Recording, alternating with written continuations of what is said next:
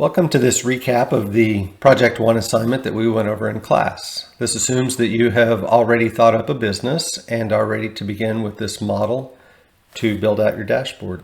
The first thing we need to do is make sure that we have the correct version of the model. There are a couple of things we want to check. Make sure that our EBT is adding all three of these cells together.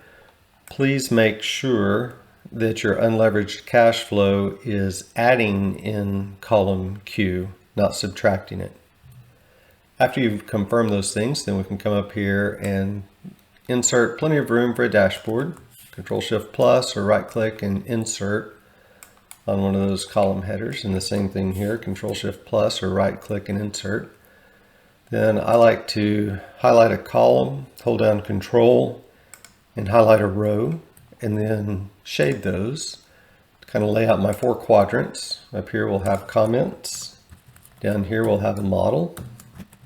Over here we'll have linked cells, and up here we'll have a dashboard, but I don't need to write that because we want to see the dashboard.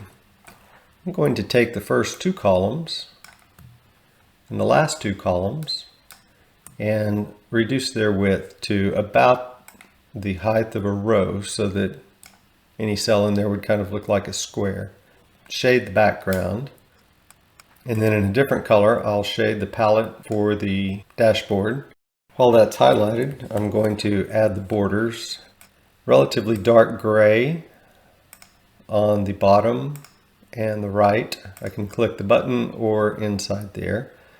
And then white on the top and the left. I do want to use the buttons here because clicking in there would not show me whether or not it got done, but clicking the button indicates that it was. If I got those right and I click something else, I see that optical illusion with light coming in from the top left, casting shadows on the bottom right.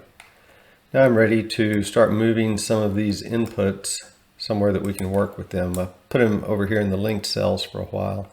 By the way, if you're wondering why I did two columns, narrowed two columns, one was to get this thin enough that I don't need to see a lot of that gray. That's wasted space. The other is I want to be able to utilize something right up near the edge of the dashboard without messing up that border.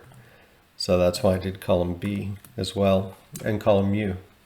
It's very important that I am either cutting and pasting or that I'm dragging these cells over. If I copy and paste, then the model is still using the data over here. It won't be looking at the data that I've got over here. I should have moved those down some because the next thing I want to do is delete all this white open space. Let me come in here and move all of that down. Delete these rows. And now I'm ready to start moving things up onto the dashboard. The first thing I'll move is my time zero CapEx amount. Eventually I want a title up here and maybe some buttons, but the purpose of this video is just to get the dashboard ready for the controls.